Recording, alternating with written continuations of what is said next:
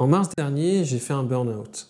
Ça a complètement remis en question tous les plans que je m'imaginais d'un point de vue personnel et professionnel. Durant cette période, j'ai vraiment cherché en moi des réponses à plein de questionnements. Déjà d'abord, j'ai vraiment essayé de comprendre comment j'en avais fait pour en arriver là. Et puis le plus important, je voulais vraiment comprendre en fait d'où venait ce sentiment que j'avais en moi d'un dégoût complet du travail, alors que finalement ça faisait seulement 3 ans que j'avais commencé à travailler. Pour commencer à comprendre, j'ai débuté à retracer mon parcours scolaire et professionnel, histoire déjà de prendre un peu de recul sur les choix d'orientation que j'avais faits jusqu'à maintenant. Durant mes années collège-lycée, finalement, je ne me suis pas vraiment posé de questions sur mon orientation professionnelle. En fait, à l'époque, j'avais entre 17 et 20 de moyenne dans toutes les matières, excepté en sport, et du coup, je ne faisais que écouter mes parents et mes professeurs qui m'avaient conseillé d'aller dans les filières scientifiques parce que considérées comme les filières les plus prestigieuses qui ouvraient le plus de portes, etc., etc. Pourtant, déjà à l'époque, je sais que les matières telles que les maths et la physique, c'était pas mes matières préférées, loin de là. Et puis, déjà à l'époque, j'avais déjà une fibre artistique très prononcée, mais évidemment, compte tenu des notes que j'avais au lycée, il m'était jamais venu à l'idée de quitter le lycée général pour me réorienter et faire par exemple une école d'art. C'était totalement inconcevable pour moi et pour mes parents également. Du coup, à la fin du lycée, sans vraiment me poser plus de questions que ça, juste en me laissant porter, j'ai obtenu mon bac S avec 19,94 de moyenne. Et là encore, j'ai fait que écouter mes parents et mes professeurs qui me conseillaient, dans mon cas, d'aller dans les classes préparatoires pour intégrer une école d'ingénieur. Là encore, on me présentait ça comme étant la voie royale et celle qui ouvrait toutes les portes dans mon cas. Du coup, après le lycée, j'ai été admis dans une classe préparatoire qui s'appelle Louis le Grand. Et là encore, j'avais choisi une filière qui contenait beaucoup de physique, beaucoup de maths et un petit peu de chimie, alors que j'avais pas vraiment beaucoup de centre d'intérêt pour ces matières-là à la base. Les 2 années de classe préparatoire ont vraiment été les 2 années les plus difficiles de ma vie. C'est vraiment à cette période-là que je me suis rendu compte qu'il existait des personnes au talent inné et exceptionnel en fait. C'était des personnes qui pour moi étaient des aliens absolus en fait, des gens qui comprenaient tout de suite. Je me suis rendu compte que ces gens en fait étaient nés avec des dons innés de compréhension et de résolution de problèmes exceptionnels en fait, et que je pouvais travailler autant que je le voulais, jamais j'aurais pu ne serait-ce qu'approcher le niveau de ces gens-là. Évidemment, en classe préparatoire, le niveau s'est complètement inversé. J'étais quasiment classé dans les derniers dans toutes les matières, sauf en français où j'avais encore des bonnes notes. Mais dans toutes les autres matières, si je me souviens bien, j'avais entre 4 et 9 de moyenne générale. Mais bon, quoi qu'il en soit, j'ai quand même réussi à tenir. Et à la fin de la classe préparatoire, j'ai été admis dans une bonne école d'ingénieurs à Grenoble, qui s'appelle Grenoble INP NCMAG. Mais une école d'ingénieurs, encore une fois, que j'ai choisie par défaut, tout simplement parce que les autres écoles dans lesquelles j'étais admis, tout simplement ne m'intéressaient pas. Or, à Grenoble INP NCMAG, toutes les matières tournaient autour de 2 domaines principaux, à savoir les mathématiques appliquées et l'informatique. Et encore une fois, ce n'étaient pas des domaines dans lesquels j'avais grand centre d'intérêt. Mais j'étais tellement content en fait d'avoir quitté la classe préparatoire. Je voulais simplement maintenant profiter de la vie. Donc finalement, je me posais pas plus de questions que ça. Du coup, à la fin de l'école d'ingénieur, comme les années précédentes, je me suis juste laissé porter et finalement j'ai pris mon choix d'orientation de la manière la plus pragmatique possible. En fait, à la fin de l'école d'ingénieur, je me suis simplement demandé quel est le domaine qui paraissait le plus prometteur, qui paraissait le plus employé de personnes, et puis le domaine qui payait le plus les salariés. L'un des secteurs qui embauche le plus, c'est le secteur de la cybersécurité. Du coup, finalement, à la fin de l'école d'ingénieur, j'ai décidé de m'orienter vers ça, alors que j'avais pas vraiment de centre d'intérêt pour la cybersécurité non plus. D'ailleurs, à la fin de l'école d'ingénieur, j'ai commencé vraiment à me passionner pour les effets spéciaux pour le cinéma, mais là encore, en fait, c'était complètement inconcevable pour moi de refaire des études après l'école d'ingénieur, par exemple pour faire une école de cinéma ou pour faire une école d'art, etc. Parce que j'étais tellement dégoûté du travail par la classe préparatoire que je voulais juste terminer mes études et enfin commencer à travailler. Du coup, mon premier stage en cybersécurité, je l'ai fait dans une entreprise du CAC 40, dans l'aéronautique et la défense. Et puis en fait, sans surprise, ça s'est mal passé, tout simplement parce que pour la première fois de ma vie, j'étais confronté au monde du travail et je devais ouvrir les yeux. Et tout simplement, je me suis rendu compte que développer du code logiciel assis devant un PC toute la journée, eh ben, tout simplement, ça ne me convenait pas. Du coup, à la fin de ce petit stage-là, je me suis dit, en fait, la technique, c'est pas pour moi, je vais m'orienter plus vers des métiers plus managériales, les fameux chefs de projet, etc. Mon premier CDI, je l'ai obtenu dans une boîte du CAC 40 dans le secteur de l'énergie et j'étais, attention, chef de projet en conduite du changement pour la sécurité des systèmes d'information. Alors sans rentrer dans les détails, c'est un job qui m'a vraiment vite lassé, tout simplement parce que très vite, j'ai eu l'impression d'avoir fait le tour de mes missions.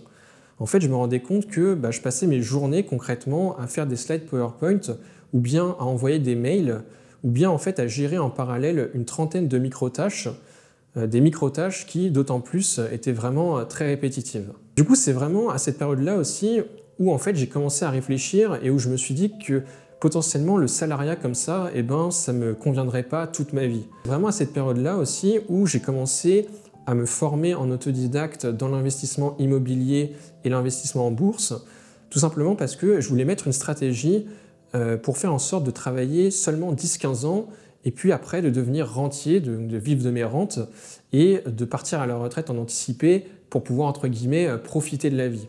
Du coup, l'idée de cette stratégie-là, c'était de quitter mon job tous les 2-3 ans afin de faire de grands bons de salaire et puis de profiter de ce matelas financier important donné par mes CDI afin d'enchaîner les investissements et pouvoir, d'ici 10-15 ans, ne plus travailler du tout. Dans ce contexte de lassitude et par rapport à la stratégie dont je viens de vous parler, j'ai commencé en janvier 2021 à chercher un autre CDI. Et en fait, à cette même période-là, une entreprise de conseil est venue me chercher par LinkedIn d'elle-même et finalement, ça s'est bien goupillé. J'ai fait les entretiens et du coup, j'ai rejoint depuis un peu plus d'1 an maintenant une société de conseil en cybersécurité qui est basée à La Défense. Comme prévu, lorsque j'ai rejoint ce CDI, j'ai fait un énorme bond de salaire. Et puis, ce qui m'intéressait aussi dans le monde du conseil, c'était en fait de ne plus pouvoir me lasser. Parce que, en fait, ce qui m'intéressait, c'était de pouvoir travailler au gré des missions pour plusieurs clients et puis pouvoir apprendre en continu de nouvelles compétences qui sont pour le coup vraiment très valorisables sur le marché du travail. Le hic, c'est qu'on m'avait prévenu que dans les boîtes de conseil, on travaillait beaucoup plus que simplement dans des boîtes où on était simplement interne, comme mon CDI précédent. Et c'est exactement ce qui s'est passé en fait. Les 4 premiers mois dans cette société de conseil, je travaillais vraiment d'arrache-pied. Je faisais des horaires à rallonge, je travaillais jusqu'à 20h, 21h, parfois plus le soir, et également parfois le samedi, tout simplement parce que ma première mission, c'était une mission qui était vraiment super intéressante, mais où il y avait énormément de charges de travail et beaucoup de pression également. Au départ, j'étais en période d'essai et donc en fait, je travaillais sans rien dire et puis ça ne me dérangeait pas de beaucoup travailler parce que je me disais que c'était une situation exceptionnelle et que ça n'allait pas durer dans le temps. Le truc, c'est que ça a duré dans le temps et déjà, en décembre dernier, j'avais failli être arrêté une première fois en raison de la charge de travail trop importante et de la pression que le client me mettait. En janvier 2022, j'ai changé de mission, c'était pour un client dans le secteur de l'énergie. C'était une mission où en fait la charge de travail était bien moindre, mais où je passais mes journées en réunion en fait. Vraiment, je passais mes journées complètes à faire des réunions. Et du coup, c'est ça qui m'a fait basculer et en mars, j'ai fait un burn-out. Alors évidemment, le burn-out a été déclenché par mon entreprise, mais il y a 2 autres facteurs que j'ai également identifiés qui pour moi ont joué un rôle aussi dans ce burn-out-là. Le premier, c'est la solitude. En fait, avant mars de cette année, à part la période où j'étais en école d'ingénieur à Grenoble, je vivais en fait tout le temps chez mes parents et donc depuis petit, j'étais toujours dans un cocon familial vraiment très aimant et vraiment très soudé dans lequel j'étais bien en fait. Mais compte tenu de ma stratégie d'investissement immobilier, en mi-février à peu près, j'ai acheté mon premier appartement dans lequel je vis seul actuellement. Du coup, ça a vraiment accentué la solitude que je ressentais déjà un peu avant. Et le deuxième facteur qui a aussi pesé, je pense, dans le déclenchement de mon burn-out, c'est tout simplement ma misère sexuelle et, entre guillemets, mon addiction à la pornographie, sujet dont j'ai déjà commencé à parler sur la chaîne. En mars dernier, j'ai commencé mon arrêt maladie avec une période qui a duré 2 mois d'arrêt complet et donc j'ai vraiment eu le temps de me renseigner pendant cette période-là. Déjà, un premier élément qui vous a peut-être marqué lorsque j'ai retracé mon parcours scolaire et professionnel, c'est que vous vous dites peut-être que dans tous les choix que j'ai toujours fait mes choix par défaut finalement et j'ai jamais écouté mes centres d'intérêt. Et finalement, vous pensez peut-être que c'est cette manière de faire mes choix qui est responsable en fait de ma situation actuelle et de mon burn-out actuel. En fait, ce raisonnement, il est vrai dans la période scolaire, parce que comme je l'expliquais, j'ai dans cette période-là surtout écouté mes parents et mes professeurs. Par contre, la réalité est nuancée lorsque j'ai commencé à travailler, puisque en fait, déjà, lorsque j'ai commencé à travailler dans mon premier CDI, eh bien, en fait, il y a eu vraiment une très longue période où j'ai vraiment hésité à me réorienter et à travailler dans les effets spéciaux pour le cinéma. Et pourtant, en fait, j'ai décidé de simplement refuser et de ne pas travailler dans ce domaine-là. Alors pourquoi? C'est tout simplement parce que, en fait, comme dans la plupart des décisions que je prends, j'essaye vraiment de réfléchir au maximum et c'est vraiment rare que je prenne une décision à la va-vite. La plupart du temps, quand je prends une décision, je prends vraiment le temps de lister tous les pour et tous les contre qui pèsent dans la balance. Et là, en fait, pour le choix de travailler ou non dans les effets spéciaux pour le cinéma, en fait, j'en suis tout simplement arrivé à la conclusion que travailler dans les effets spéciaux pour le cinéma était simplement pas pour moi. Tout simplement parce que, notamment, ça ne me donnait pas assez une stabilité financière, de même qu'une stabilité de l'emploi suffisante. Et puis aussi, j'essaye toujours de garder les pieds sur terre lorsque je dois prendre une décision. En fait, je me dis que dans toutes les situations, il y a toujours des pour et des contre. Par exemple, si je reprends ma situation actuelle, c'est bien le fait d'avoir eu des premiers CDI vraiment très rémunérés dès le départ qui m'a permis, par exemple, de commencer à investir dans l'immobilier et d'acheter cet appartement. Et je me dis que si je m'étais réorienté dans les effets spéciaux pour le cinéma, eh bien, ce n'est pas en étant intermittent du spectacle avec un salaire 2 fois inférieur que j'aurais pu en fait acheter cet appartement. Ça aurait été absolument impossible en fait. Et il y a également un deuxième élément qui fait qu'actuellement j'ai du mal à prendre la décision de me réorienter professionnellement. Encore une fois, si je regarde la réalité en face, je me dis que le salaire médian en France, il est d'environ 1 800 € net par mois. Et moi, je fais partie des gens qui ont la chance de gagner beaucoup plus que ça. Et du coup, je me sens comme pas légitime au fait de dire en fait aux gens que je souffre ou que ça va mal dans mon travail ou que même je fais un burn-out, parce que je me dis que j'ai énormément d'avantages dans ma situation actuelle objectivement et que par exemple un voisin peut en fait avoir des difficultés beaucoup plus importantes, par exemple avoir du mal à se nourrir ou bien à payer ses fins de mois, difficultés que moi évidemment je ne rencontre pas du tout. Après, ce raisonnement, il est à nuancer parce que un burn-out, c'est une forme de dépression. Une dépression, c'est une maladie. Donc, il n'y a pas vraiment d'histoire de légitimité à être malade et à faire un burn-out, évidemment. Quoi qu'il en soit, au début du burn-out, j'ai vraiment essayé de me renseigner, histoire d'avoir quelques chiffres et de comprendre d'où venait le problème et qui il touchait en particulier. Par exemple, un des premiers critères qui, moi, m'a beaucoup surpris, c'était que j'étais sidéré en fait, de voir l'ampleur du phénomène. Déjà, j'ai trouvé une étude qui date de 2014 d'un cabinet qui s'appelle Technologia et qui montre que déjà à l'époque, en 2014, il y avait à l'époque 3,2 millions d'employés, c'est-à-dire 12% de la population active qui présentait déjà un risque de burn-out. Apparemment, ce phénomène s'est vraisemblablement beaucoup accentué dans notre contexte actuel, à savoir la période Covid et la période un peu post-Covid. Et là, je me base sur une autre étude d'un cabinet qui s'appelle Empreinte Humaine et Opinionway, qui nous évaluait donc en 2021 à 34% la proportion de salariés en situation de burn-out et jusqu'à 13%, donc 2,5 millions de personnes, le nombre de personnes en état de burn-out sévère. Un autre élément que j'ai découvert aussi justement grâce à toutes ces études-là et qui m'a aussi surpris, c'est que le phénomène du burn-out touche vraiment toutes les catégories de travailleurs. Et puis il y a une autre étude que j'ai trouvée qui m'a aussi beaucoup surpris, qui est assez récente, c'est une étude de Malakoff Humanis datant de 2022, qui semble montrer que les salariés de moins de 30 ans sont plus souvent arrêtés que l'ensemble des autres salariés. Apparemment, il y a vraiment une alerte qui est donnée par cette étude-là sur la santé mentale des jeunes. Et apparemment, les causes principales étant la pression et la charge de travail, avec évidemment tout le contexte Covid qui n'a pas aidé. Et puis, un autre point aussi, c'est que le burn-out ne se cantonne pas du tout qu'aux sphères salariées, mais touche également de la même manière Les entrepreneurs. Et ça, c'est un livre d'Alexandre Dana qui a permis de me le faire voir. Un livre qui s'appelle « Entreprendre et surtout être heureux ». J'ai aussi découvert pendant cette période pas mal d'autres articles de journaux qui ne traitaient pas à proprement parler directement du burn-out, mais parlaient de nouveaux phénomènes qu'ils appelaient grandes démissions ou démissions silencieuses, à savoir apparemment une disposition croissante des salariés à démissionner apparemment à grande échelle et qui toucherait les jeunes générations. Et en effet, si on regarde quelques chiffres, ce début d'année a vraiment représenté un record en termes de démissions, puisque en fait, au premier trimestre 2022, on a eu 520 000 démissions, dont la très grande majorité sont des CDI, puisque ça concernait 470 000 démissions.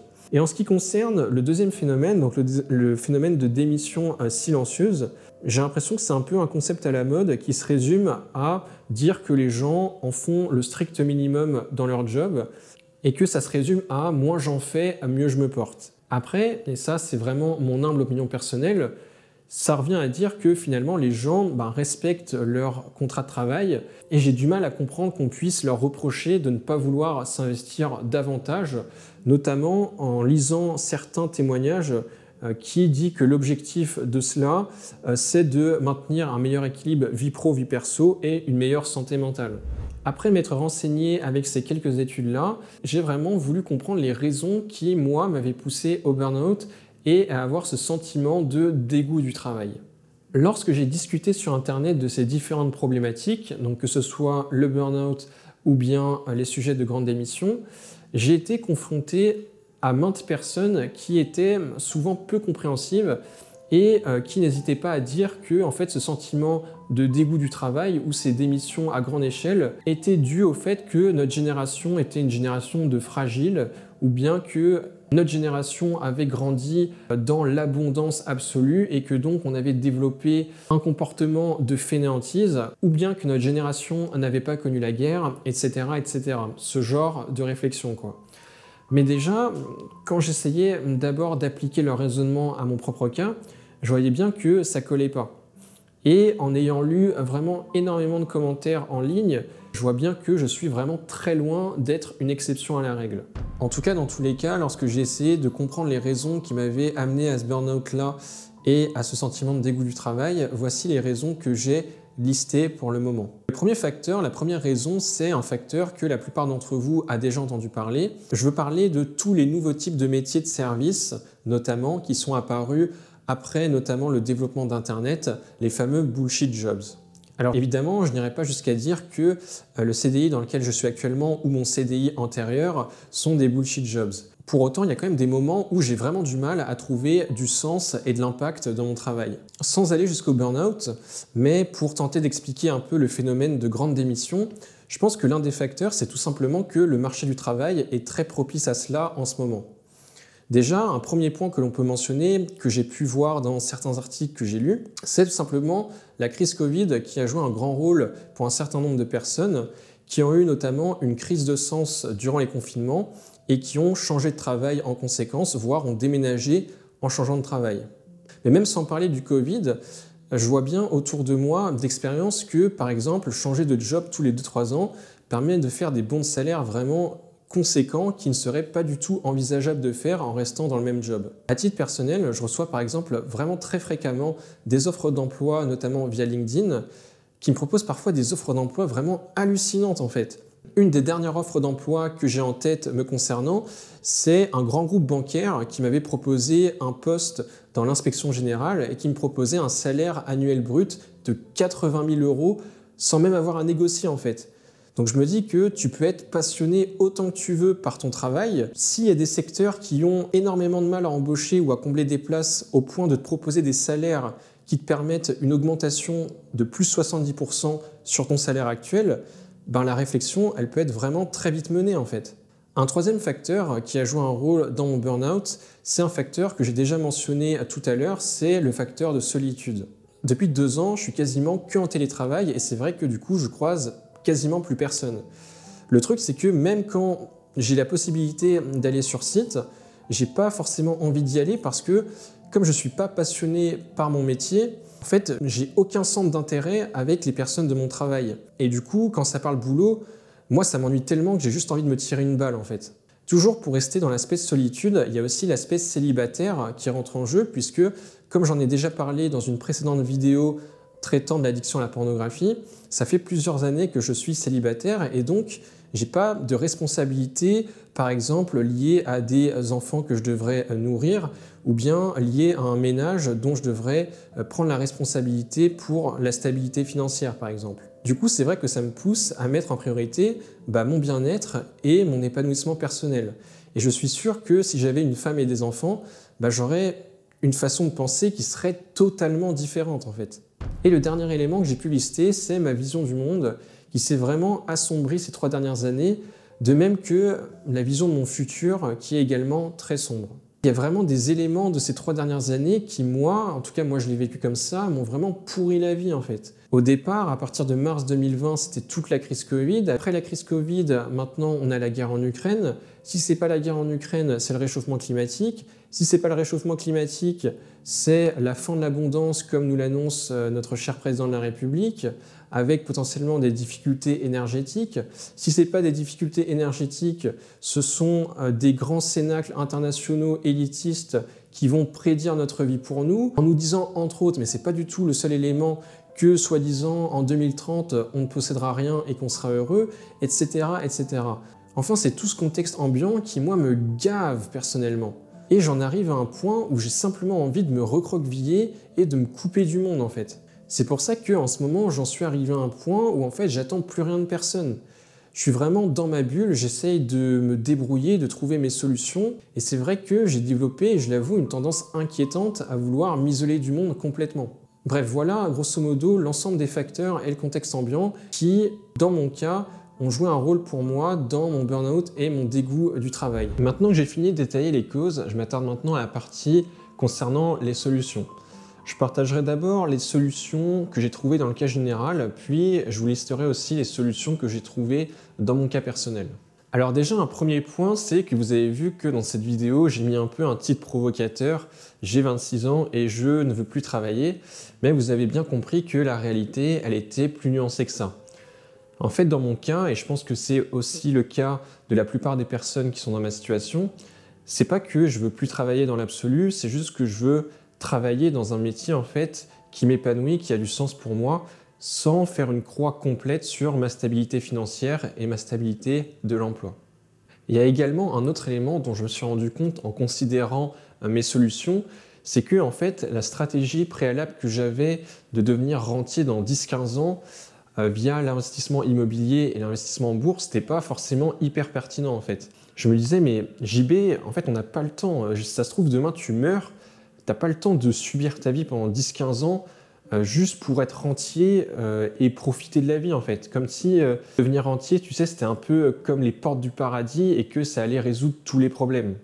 Du coup, je me disais, mais autant trouver dès maintenant ou autant créer dès maintenant une activité qui te convienne ou qui t'épanouit, mais ça sert à rien finalement d'attendre 10-15 ans pour subir sa vie, pour simplement pouvoir éventuellement profiter de la vie par la suite, quoi. Du coup, actuellement, pour essayer de me sortir de ma situation, comment j'ai fait? Comme d'habitude, je me suis juste posé et j'ai juste réfléchi. J'ai tenté en fait de lister toutes les options possibles qui s'offraient à moi. Là, dans les solutions que je vais dire après, je suppose que n'y a pas de solution miracle qui va s'appliquer à tout le monde. Donc je suppose que c'est vraiment important que chacun puisse mener sa propre réflexion personnelle pour voir en fait les solutions qui, dans son propre cas, va convenir, quitte à se faire accompagner, pourquoi pas, par des spécialistes. Dans le cas général, cependant, certains articles sur lesquels je suis tombé remontent les pistes les plus fréquentes utilisées pour sortir de cette situation. Donc déjà, généralement, les gens commencent par se mettre en arrêt de travail pour se reposer et puis traiter les différents troubles avec des spécialistes si besoin, prendre le temps en fait de les traiter correctement. Également, on a aussi des personnes qui vont faire de la relaxation pour essayer de lutter contre le stress.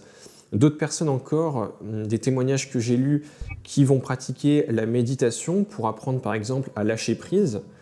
D'autres personnes également qui témoignent en disant qu'ils ont commencé à faire du coaching pour apprendre à poser leurs limites, notamment à leur charge de travail. D'autres personnes encore qui vont faire de la psychothérapie pour soit se libérer des traumas et modifier leur façon de voir les choses, ou bien pour se repositionner vis-à-vis de leur travail, etc., etc. Également, pour les cas de burn-out les plus profonds, il peut y avoir également un traitement par antidépresseur qui peut être envisagé, ou encore le recours d'une psychiatrie, ou dans les cas les plus graves, une hospitalisation en psychiatrie. Ce qui est également souvent mentionné, c'est le recours à la médecine du travail. C'est un médecin en fait qui est indépendant, mais qui est rattaché à l'entreprise, qui va pouvoir faire des recommandations d'aménagement ou d'adaptation du poste. Et évidemment, une dernière solution aussi fréquemment utilisée, c'est tout simplement le changement d'emploi ou la réorientation professionnelle. En ce qui me concerne, moi, lorsque j'ai fait mon burn-out début mars, j'ai été arrêté, je crois, pendant un peu plus de 2 mois en arrêt maladie complet. Puis, en fait, j'ai repris le travail progressivement, d'abord à 50%, puis là, actuellement, je suis à 80%. Je suis actuellement, en fait, dans ce qu'on appelle un mi-temps thérapeutique. Je suis suivi par un psychothérapeute et également j'ai aussi eu recours à la médecine du travail qui a fait des recommandations à mon employeur actuel concernant l'aménagement de mon poste, à savoir, donc moi comme je suis dans le conseil, des recommandations vis-à-vis du choix des missions que je peux avoir, vis-à-vis de la quantité de travail que je peux avoir, vis-à-vis de la quantité de réunions aussi quotidiennes que je peux avoir, etc., etc. Donc voilà un peu l'ensemble des solutions générales. Et en plus de ça, moi j'ai listé un ensemble de solutions qui s'appliquent dans mon cas. Je vous les partage également au cas où ça pourrait vous donner des idées ou bien vous aider. Alors la première solution que j'ai déjà un peu abordée tout à l'heure, c'est de me réorienter professionnellement dans les effets spéciaux pour le cinéma, mais c'est une solution, comme je l'ai déjà expliqué, que j'ai rejetée pour le moment en tout cas, pour des raisons que j'ai déjà évoquées précédemment. Une deuxième solution, c'est de faire tout simplement en sorte de changer de poste chez mon employeur actuel pour avoir un poste qui me convienne mieux. Donc en fait là je suis en train de discuter avec mon employeur pour essayer de trouver un poste dans des équipes communication afin de faire par exemple de la production audiovisuelle, qui est quelque chose que en fait j'adore faire. J'ai également listé une troisième solution qui va se passer en fait, si jamais je n'arrive pas à trouver une solution chez mon employeur actuel et qu'on arrive dans une impasse. Je vais tout simplement chercher à intégrer un autre job salarié, donc hors de mon entreprise. Là, actuellement, je suis en train de chercher un job dans la production audiovisuelle, dans une agence qui va faire par exemple des vidéos pour les entreprises ou bien de la publicité tout simplement. Mais c'est des postes évidemment où il y a beaucoup moins d'offres et où c'est assez difficile en fait de trouver un job. Ça fait plusieurs semaines que je cherche, mais c'est assez compliqué. Contrairement à la cybersécurité où en fait on a des offres d'emploi hyper fréquemment, pour la production audiovisuelle, c'est quelque chose qui est vraiment beaucoup plus fermé, en tout cas j'ai l'impression. Une solution que j'avais également listée et que je garde actuellement en réserve, c'était de modifier mon contrat de travail chez mon employeur actuel pour faire en fait un mi-temps. En fait, j'ai la possibilité chez mon employeur actuel de modifier mon contrat de travail pour travailler à 50% ou à 80%, ce qui me laisserait en fait à côté du temps libre pour par exemple créer une activité entrepreneuriale. En fait, je ne l'ai pas dit pour la clarté de la vidéo, mais pendant toute ma période de burn-out, je me suis également formé à l'entrepreneuriat et j'ai aussi 2 idées de business. Mais c'est une solution que je garde en réserve et que j'applique pas pour le moment parce que compte tenu de mon état de santé actuel, je ne me vois pas me rajouter en plus de mon CDI une charge de travail supplémentaire qui va être très importante pour le coup, à savoir créer une entreprise, créer une activité entrepreneuriale, ce qui va rajouter en plus une pression supplémentaire. Donc pour le moment, je garde cette solution en réserve, mais je ne l'applique pas à l'heure actuelle. Une autre solution encore que je suis en train d'étudier pour le moment, c'est d'obtenir la double nationalité franco-mauricienne. Parce que ma mère, en fait, vient de l'île Maurice et que j'ai également des idées de business à l'île Maurice. Des idées de business en fait qui seraient plus simples à commencer si j'ai la double nationalité. Donc ça, c'est encore une solution que j'ai listée et qui est en cours dans mon cas. Et la dernière solution que j'ai listée, et ça va peut-être vous surprendre, c'est tout simplement les méthodes de génération de revenus illégales. En fait, jusqu'à récemment, j'ai toujours gardé en réserve les méthodes de génération de revenus illégales, tout simplement parce que dans ma vision du monde, j'ai l'impression que la plupart des gens riches, et c'est vraiment une impression personnelle pour le coup, n'hésitent pas à utiliser des méthodes moralement très condamnables pour parvenir à leurs fins et pour réussir financièrement. Et il y a une période, en fait, surtout fin 2021, début d'année 2022, où je me sentais tellement seul, en fait, que j'avais juste la haine envers les autres et j'avais juste envie de me venger du monde entier en fait. Et je me disais en fait, autant utiliser des méthodes illégales, quitte à faire profil bas, et puis à faire en sorte de ne pas se faire choper en fait. Pendant de longs mois, une des méthodes que je voulais appliquer, c'était le blanchiment d'argent via les crypto-monnaies et l'achat-vente de NFT. Alors si vous avez regardé la vidéo précédente que j'ai partagée, vous avez vu que j'ai décidé de partager la méthode de blanchiment d'argent que je voulais appliquer dans mon propre cas. En fait, pourquoi j'ai fait ça? C'est tout simplement pour me protéger. J'ai pas envie en fait d'appliquer ce genre de méthode. Je me dis qu'il faut que je trouve un moyen honnête en fait de générer de revenus. Et donc je me suis dit que j'allais tout simplement partager cette méthode parce que très probablement si la vidéo marchait, ça allait faire que potentiellement j'allais peut-être être surveillé par la suite. Et même si c'est pas le cas, cette simple éventualité de dire que je peux être surveillé, en fait me pousse à ne plus pouvoir appliquer cette méthode dans mon propre cas parce que si l'hypothèse est vérifiée que je suis effectivement surveillé, eh bien ça voudrait dire que si je décide d'appliquer cette méthode, je me ferai instantanément choper en fait. Donc c'est vraiment un peu ce raisonnement un peu tiré par les cheveux que j'avais en tête en partageant cette vidéo-là sur YouTube. En parallèle de toutes ces solutions que j'ai listées, j'avais également listé 3 idées de projets que je pouvais mettre en place, quelle que soit la solution envisagée. Le premier projet qui est actuellement en cours, c'est de chercher une colocation dans mon appartement actuel. En fait, j'ai eu la chance d'acheter un appartement qui est assez grand en surface et donc je peux très bien faire une colocation, ce qui me permettrait d'avoir un complément de revenu en plus de mon salaire CDI. Également, un des projets que j'avais, toujours dans cette optique d'investir dans l'immobilier, c'était d'acheter un second appartement. C'est une solution que je garde à l'étude, mais qui me permettrait d'avoir également un bon complément de revenus. Et puis le troisième projet, en fait, c'est tout simplement ce que vous avez devant les yeux, à savoir lancer une chaîne YouTube, tout simplement pour pouvoir partager un peu mes déboires, entre guillemets, ma vision des choses sur les différents sujets, pour déjà m'enlever un poids, parce qu'il y a certains démons qui me suivent depuis déjà bien trop longtemps, et puis également pour aider les gens autour de moi qui se retrouvent dans les situations que je raconte. C'est 2 objectifs que j'avais déjà partagés avec vous dans la vidéo d'introduction de la chaîne. Et en fait, j'ai vraiment créé cette chaîne YouTube en espérant qu'elle fonctionne, tout simplement parce que j'adore en fait faire des vidéos, j'adore partager en fait avec vous mon point de vue et puis vous proposer du contenu intéressant. Et en fait, tout simplement, j'aimerais bien que ça en devienne une activité, pourquoi pas mon activité même principale. Du coup, voilà, je crois que j'ai fait un peu le tour des solutions que j'avais listées dans mon cas. N'hésitez pas à me dire dans les commentaires si vous avez également, dans votre cas, des solutions que j'ai pas du tout mentionnées, si vous êtes dans le même cas que moi. N'hésitez pas aussi à me dire dans les commentaires si vous vous retrouvez dans ma situation ou si au contraire, vous vous y retrouvez pas du tout. Et si vous êtes d'accord ou pas d'accord avec les choses que j'ai pu dire. Comme d'habitude, si vous avez apprécié le contenu, n'hésitez pas à lâcher un petit pouce bleu, à vous abonner, à partager la vidéo. Je vous remercie d'avoir été là avec moi aujourd'hui et je vous dis à très vite pour une prochaine vidéo. C'était JB, ciao!